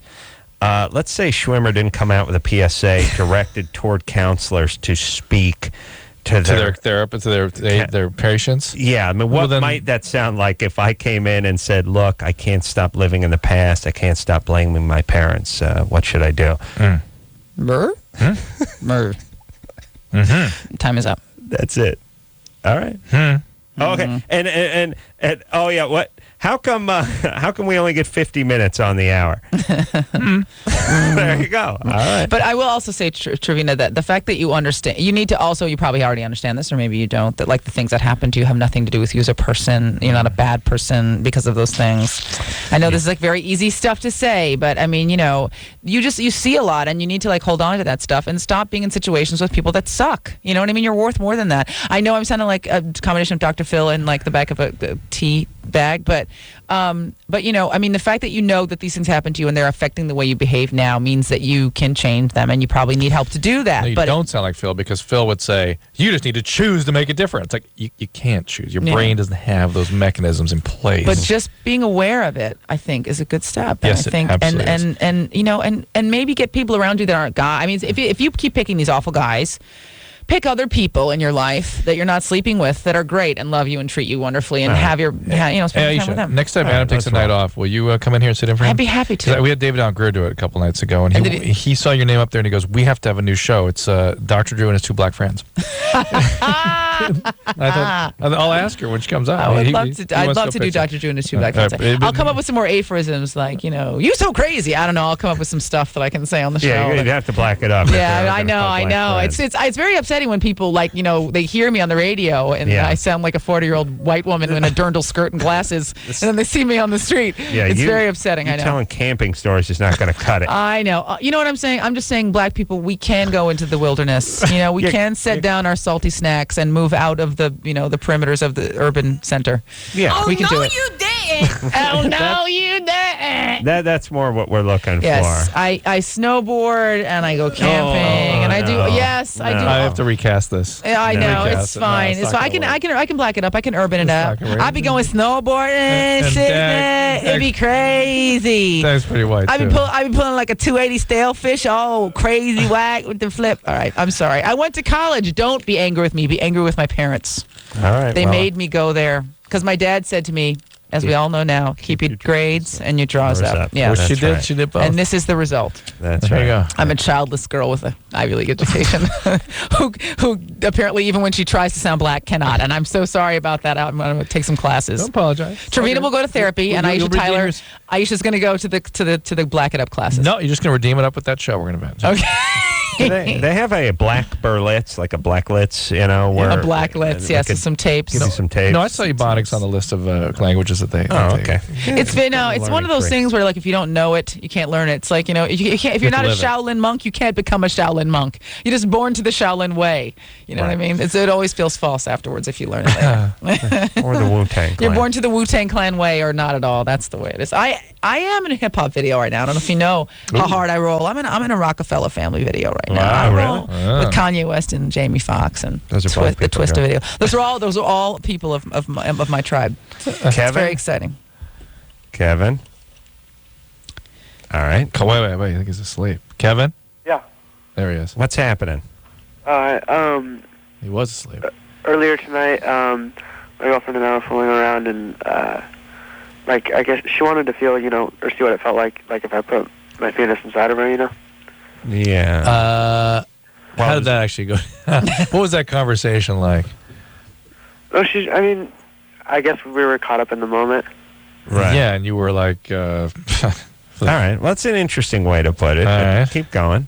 And nothing happened, like I didn't have an orgasm or anything, but like I was wondering if there was any like dangers in, like maybe getting her pregnant, because I know there's like lots of dangers. Yes, you can get somebody pregnant just by breaking the plane of the vagina. There's stuff at the tip of your penis that sometimes has sperm. That's why you got to put your condom on every time. Not only that, but you could, are you both virgins? Yeah. Well, they're not now. Well, no, they're both virgins. What? Right. Just want to know what it was like to have a penis inside of her. It was literally just like one time in and then brought it back out. Well, do you and this girl want to be pregnant? I mean, there's no halfway in. Right. It's in or not in, and once it's in, you can get pregnant every time. Every time. Yeah. Well, look, let's not be ridiculous here. If you put your penis in somebody once and pull it out, you don't have as great a likelihood of getting them pregnant as if it's in there for half an hour and you have an orgasm. That's right. Half an hour? What planet are you on? Planet unrealistic time. 2 minutes and you have an orgasm. Yeah. It feels like half an hour. I know. You don't like working, I know. What I'll do is I'll put it in right at the end of a half-hour sitcom. So it's like, well, I made it through the sitcom. Well, it's the last break. They were just they're rolling credits before you got in. But it still seems like, well, I did it for the entire according to Jim. That would make it feel like longer than a half hour. Yeah. That's why he chose that one. All right. So here's the thing. This is what happens when you're sort of young and you're Retarded, virgin and you're feeling your way through life and all that kind of stuff. You got to wear a condom if you're going to have sex. And putting a penis in a vagina is having sex, not virginity. There's a very good. Now, we're not saying it's likely that she's pregnant, but there is the technical, mathematical possibility that she is. And I don't know how long ago he did this. When did he do this? Earlier tonight? Yeah, that's what he said. Yeah, the morning after. Wouldn't be a bad idea. Get that morning after pill, get on the internet, find that, and all that good stuff. And just go buy some condoms. Trojan condoms. 1-888 not too late is your number to call to find a pharmacy nearby. They'll give you that pill. Yep. All right. Don't get pregnant. It's lame. If you're going to build a cyber Aisha, I want that quote to be in there. Yeah. Well, we Don't might. get If you settle into Drew and his two black friends. We'll use that all the time. We'll be using that all the time. Because if you just have one, it's like an aberration. But if you have two, you're down. And let me tell you, something. This you need two. You need at least two black people to form a posse. You're not finding your blackness with us because you're sandwiched in between two pieces of white bread. When you don't think I look blacker by contrast? You look blacker, but you're not finding that spirit. When Dag rolls into the studio, you will find your blackness. Well, he will bring it out Dag in you. actually comes with like a cloud of blackness just kind of floating all around him. He's got he's got extra blackness like in his pockets in the trunk of his car. That's right. He will force you to be blacker. I'm here to say that there is a diversity of blackness out there. Yes. And I am of the school. Yeah, this is what our show's about right here. Yes, there's a diversity of blackness out there. Blackness is not just one thing. We don't all have to be sporting the gold chains and the droopy pants. I put forth that the new age of blackness has a college degree, drives a car that costs more than $40,000 a year, pays taxes, owns real estate, engages in snow sports, and pronounces their words correctly on a regular basis. Ladies and gentlemen, who's with me? You have arrived, sister. All right, I can't even It's me, Colin Powell, and that guy at Harvard who keeps teaching the classes on rap music. What's his name? He was in the Matrix movies. What's that guy's name? I don't know, but and by the way, I know we're. I like that. I know the black folk have collected the Colin Powells and maybe the Tiger Woods of the world. We'll take Condoleezza on odd days. We'll take Condoleezza on odd days. Colin, I don't know how. Are both his parents black? He's biracial. He's biracial. Mm-hmm, he's biracial. Yeah, and Tiger Woods has an Asian mother. I mean, what do you guys get? Do you get to claim? We have so little, Adam. Okay, so we'll get. Okay, really? But here's the thing. I mean, you've got the real estate and the whole voting thing and the street lights and the police. So let's claim the brown people. Can we have the brown people? Can we? All I'm saying is we should be able to go like, all right, you get Tiger Woods.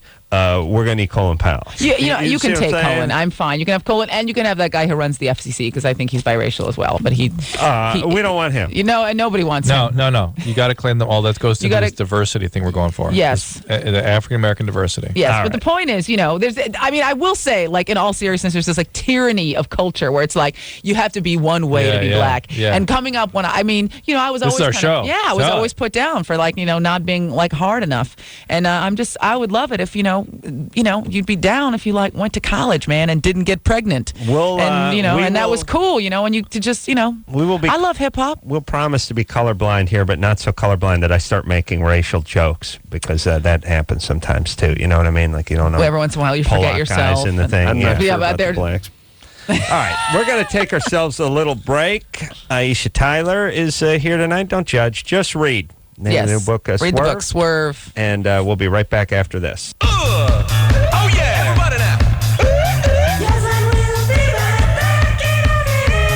LoveLine will be right back.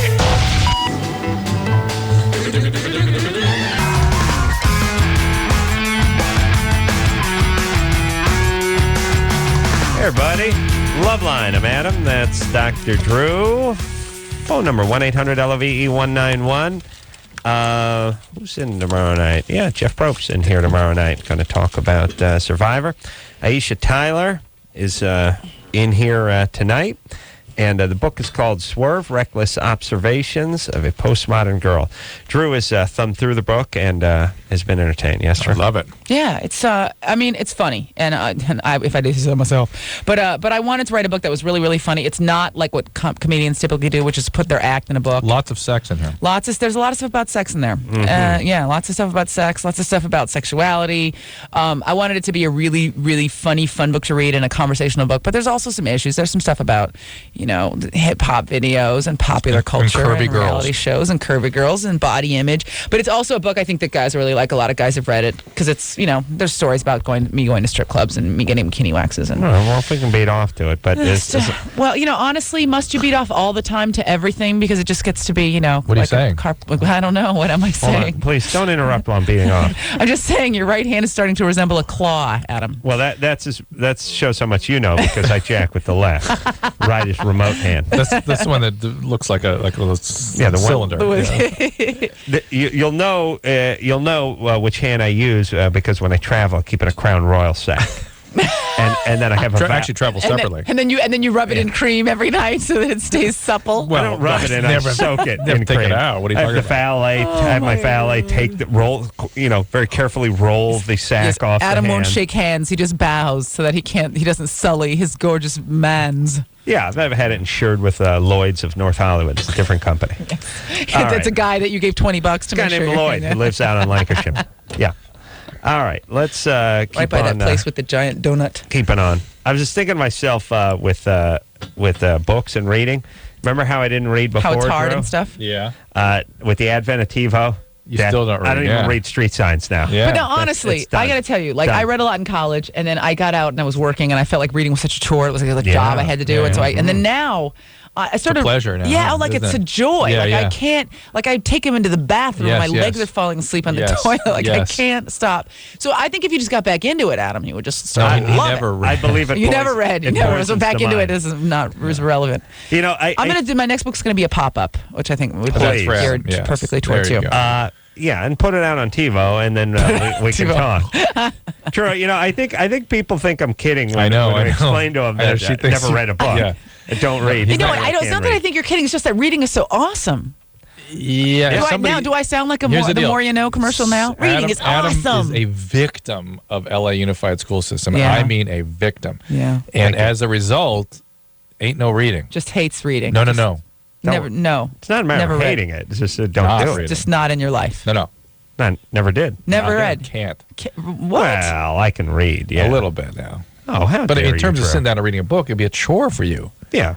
It'd be painful. Yeah. Oh, that's a bummer. That is because that system didn't. Yeah, public schools. I have actually there's a whole chapter in there. The Uppity Bitch Paradox is about how I went to private school. The reading just comes in. So you're just soaking it up. Well, you just love it, yeah. But if you had to do if the reading had to be a process for you. Yeah. No, I mean, there's a whole thing in there about how public schools essentially cater to the least common denominator, how they treat you like an idiot until you feel like an idiot and you feel angry, and then you don't even want to kind of pursue anything that's meaningful. They make you think you're an idiot. And then I tell this whole story about how when I went and I ended up in public school, I got in yelling matches with my teachers constantly because I just felt like they were treating everybody in the room like we were jackasses, and I was always getting thrown out of class for yelling at my teachers. I got to be honest. But the thing is, you wouldn't have been if people treated you like you had something to say, you had an idea. Kids are just treated like they're dummies to be kind of herded here and there. How long were you in public school? For 4 years, by 8th grade and then the 10th through the 12th grade.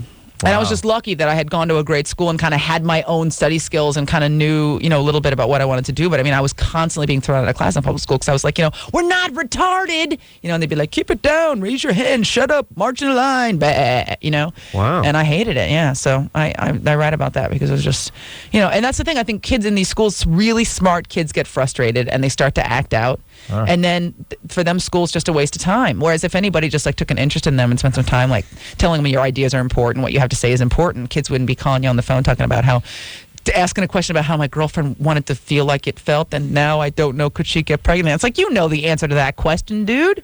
Well, not if you went to LA Unified. I wasn't that smart, quite honestly. It wasn't. You were underachieving. No. Oh, you're incredibly intelligent. You were not given the skills you needed to keep. Yeah, I mean that's the thing. It's not about your mind. It's just about your ability to express yourself. Yes, it had everything to do with school. They didn't give you the skills.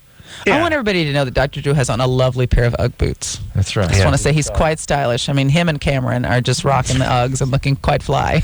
Let's address that for 1 second because I happen to have some Uggs as well. You normally wear them. And I normally wear them, but I did Jimmy Kimmel Live tonight. Yes. And 12:06, I believe it comes on. And I'm wearing a suit, but we always dress in our pajamas, which includes the Uggs. Why wouldn't? And I find myself flopping around in these Uggs because I dress like a homeless person. And a homeless girl. homeless woman, yeah. Okay, yes. I thought I made that clear. Yeah, okay, good. The point is everyone has been looking at me going, star effort, where'd you get those, Mr. Trendy? What'd you do, open a People magazine, see Cameron Diaz, were they given to you guys? And, yeah. Well, Drew has been sporting the Uggs for a number of years.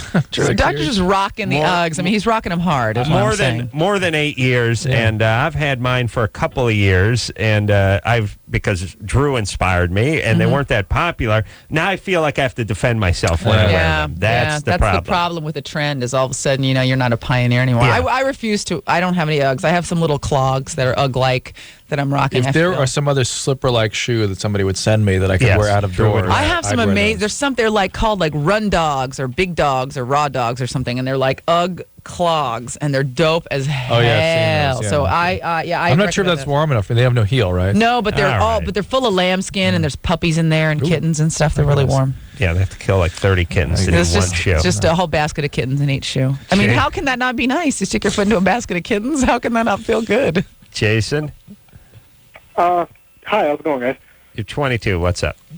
I've been with this girl about 8 months, and it's starting to get pretty serious, but she's been with a lot more people than I have, and we live in a small town, so it kind of comes up a lot. I was just wondering if it's something that I'm going to get over, or that I should get over. I'm just imagining a scene from Best of Show. What scene are you talking about? With Eugene Levy's wife keeps running into people. Oh, right. Yeah, or Boogie Nights. Hey, Jason. Yeah. Here's the truth about this. You will get over it. Yeah. You will. It's not flipping a switch. It's just sort of it'll slowly bleed out of you over the course of years, if you stay together for that period of time. If you're in an environment where you see somebody she slept with every other day, or you work with this person, or this person delivers your groceries, or picks up your garbage, this is going to slow down the healing process. How many guys are we talking about here? That's another assessing whether. She's been with 7 or 8. I've been with 3. No.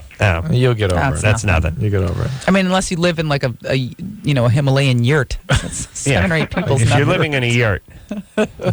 Not quite that bad. Okay. All right. You'll She's be banging fine. a Sherpa I mean, or something. be a big man. You love her. You like her. You like having her around. I mean, people have sex, You're just jealous. But here's the I'm thing. jealous of him. He is. Yeah, Here's don't the be thing, jealous, too. though. At Why? 22, it's a biological event for a guy. Yes, yes. It just is. Yeah. And here's the thing: if you didn't run into one of her exes, you would get drunk, open the scrapbook, and start looking through her senior photo album and start pointing at guys. This is what 22-year-old guys do. 28, you're over that.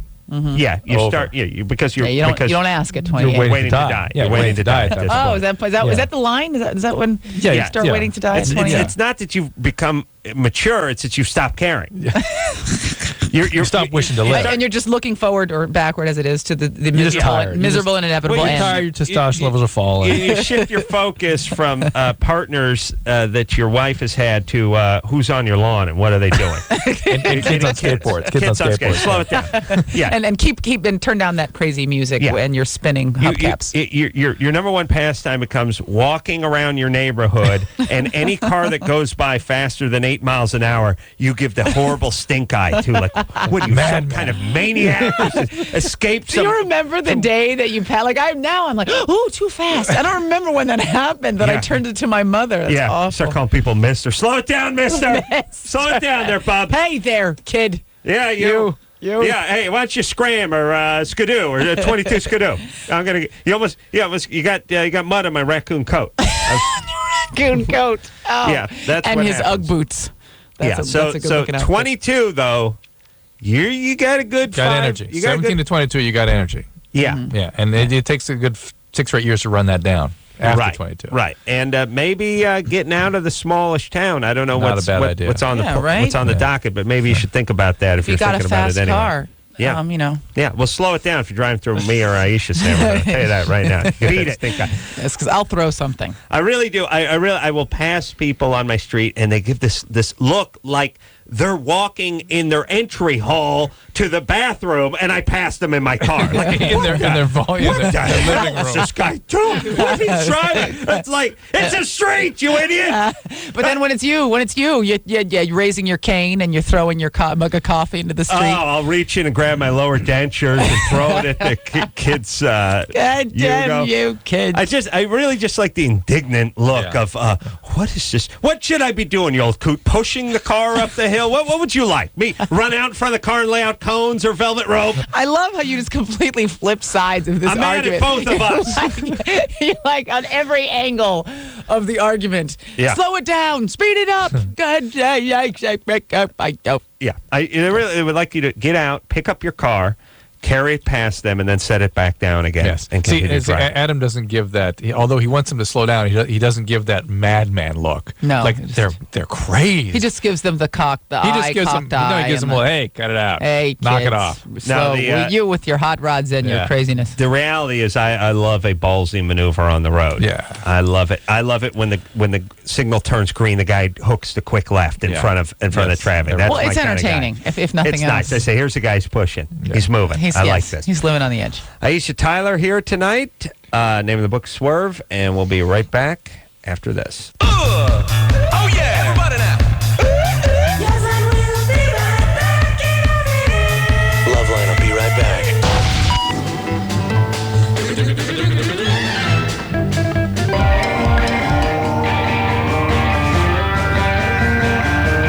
Hey everybody, it's LoveLine. I'm Adam. That's Dr. Drew. Aisha Tyler's our guest tonight. Good evening. Swerve, name of the book, Reckless Observations of a Postmodern Girl.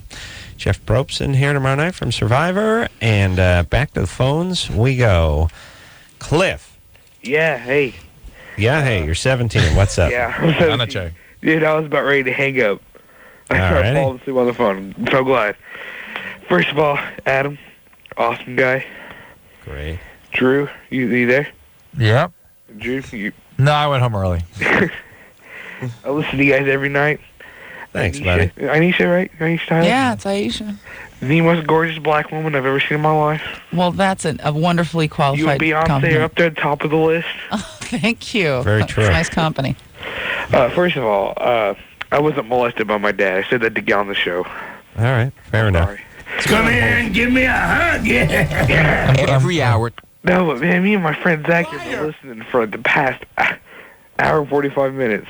It's been on hold for 99 minutes. Yeah, he deserves some credit for that. Yeah, absolutely. But, by the way, I want a little credit for making him hold for the 100 minutes before I went to him. Did you guys not see me there, Cliff? No, I just know when it calls. I know when calls are not going to be bear fruit, so to speak. It could say currently being molested by dad, and if Yeah, Drew they're got a sitting, bad vibe, sitting naked on Dad's lap right now. Drew wouldn't go to it. Yeah, that's kind of soul he is. Anyway, so what did you call about? Damn it. Damn, I've been on hold so long, I can't remember what I was going to say. You just want to heap some praise on me. That's fine. That's natural. Give me one second. Yeah, okay, damn. Okay. Here. I like Cliff. He calls the radio I feel show like and forgets why he he held called. this long. It's like I want him to get it out. But Hey, Well- Dr. Drew, Yeah, Cliff. are you Jewish? No? Kind of. Kind of? A hint? Hint of I was raised for a little while that way, and my mother was not. So like a dash of Jew? Like yeah, a dash of salt yeah. almost? Yeah, Dash. Yeah. Well, your dad's Jewish, right? Yeah, I mean, his That's the extended doctor family. I'm a Jew. part. It's the cheap part and the doctor part, but the I'm but the down with the Jews. mom is not, and according to the Jewish faith, if your No, mom's ethnically not, not, yeah. screwed, right? Yeah, I'm down. Okay, buddy. That was exciting. All right, Cliff. Oh, Yeah. here we go. First of all, I want to say hello to everyone at West. Yeah. Okay. All right, That's buddy. it. This is not Street Soldiers. Are we doing shout-outs now? Let's hope he never wins an Emmy. What am I doing up here? I want to say hi to the conductor dude in the band. It's It cool. just You've been started so poorly, and then it went downhill from there. Yes, All it right. got worse. Cool. Now listen. Here we go. You stay on hold for 99 minutes. You poop out. You poop out. People, because people are, they're holding and they're sleeping on the phone. They're in bed, right? Mark. Sure. Mark. What's up? 26. How's it going, Adam? How's it going? Good. Dr. Good. Good. I just want to ask you, what exactly constitutes a sexual addiction, and how do you go about getting treatment for it? Do you have to see a specialist? Or? What are you doing? You do need to see people that have as their primary practice treating sexual addictions, because it is a very difficult and specific thing to treat. Yeah, tell me about it. And the addiction is really defined by consequences. You compulsive, sexual compulsive is someone who can control it to some extent and who doesn't have a family history of addiction and has never been addicted to any chemicals. A true sex addict usually is someone that's been addicted to a chemical, always a family history of addiction. Both compulsivity, sexual compulsivity, and sexual addictions, usually there's a history of childhood sexual abuse. Well, what are you doing? What are you doing now? I guess I'm the former because I've never had a chemical addiction and I've never been abused. What's happening? I've been married for a few years now, and I can't quit cheating on my wife. I've tried to do it. How many times have you cheated? Oh, God. How many times individually? I can't count it. Well, how many people have you cheated with? Double digits. 10. Maybe 15, 16. How old were you when you got married? 23. And why'd you get married? Oh, when you're in love, you're in love. Was there a kid, a child, or something?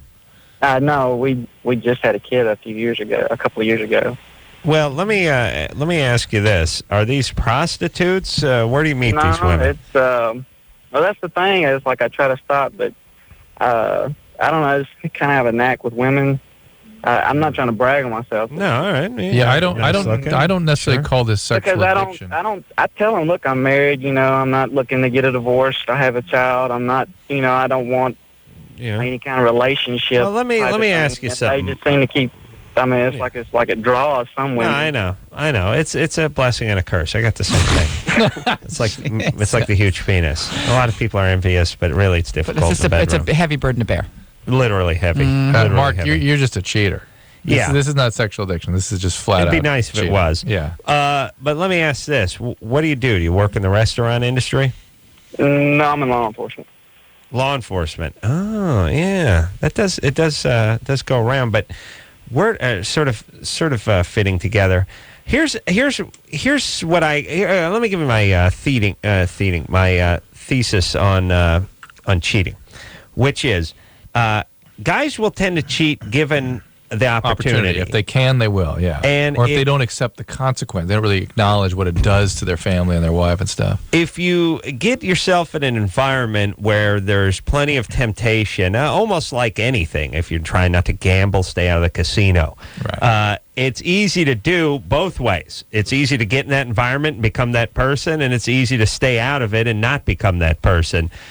Mark seems like he needs to stay out of that environment if he wants to stop cheating. Don't let there be any opportunity for this. But do you also think that with this compulsive cheating, or not compulsive, but this repeated cheating, that there's a part of him that wants out of the marriage and doesn't know how to deal with that? And so it's one thing to meet someone, have sex with them. You're thinking like a woman again. Yeah. Am I? All right. Well, it's hard to hear the breasts and everything. Here's Mark's situation. Mark should...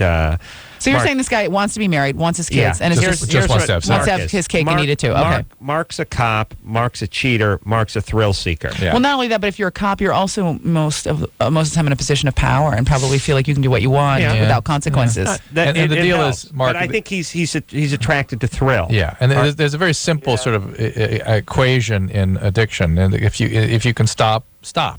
If you can't stop, then you can start to look at it as an addictive process. Is it this sort of thrill of it that hooks you, Mark? Yeah, I'm definitely a thrill seeker. I've always have been ever since I was young. Right. All right. So find some other way to act that out. Well, do what Schwimmer says. Get a thrill out of talking to your kid. Now that Schwimmer's given the green light on moving his mouth in front of his kid.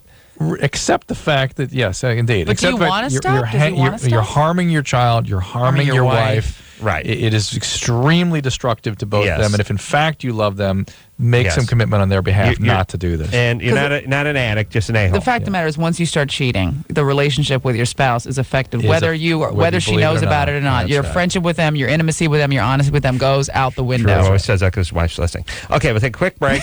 We'll be right back. Here it is. Bottom line, it sucks being single. today. Tons of lame people and no decent prospects. Call the Dateline. Call the Dateline. Call the Dateline. 1-877-889-DATE. LoveLine will be right back, so get your problems ready. Ready.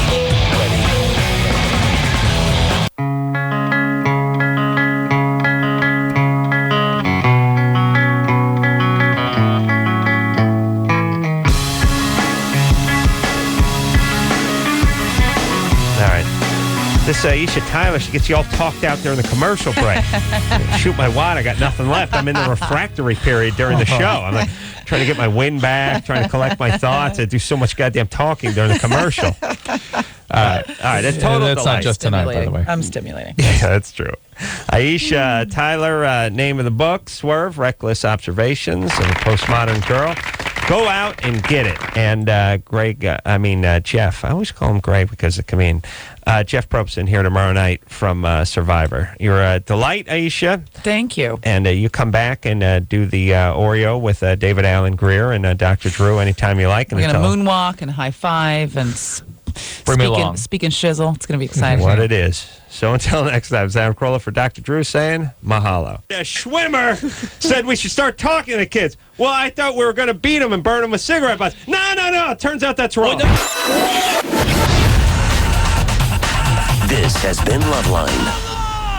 The opinions expressed on this show are not necessarily those of the staff, management, sponsors, or this station. The producer for LoveLine is Ann Ingold. LoveLine is a presentation of Westwood One Entertainment.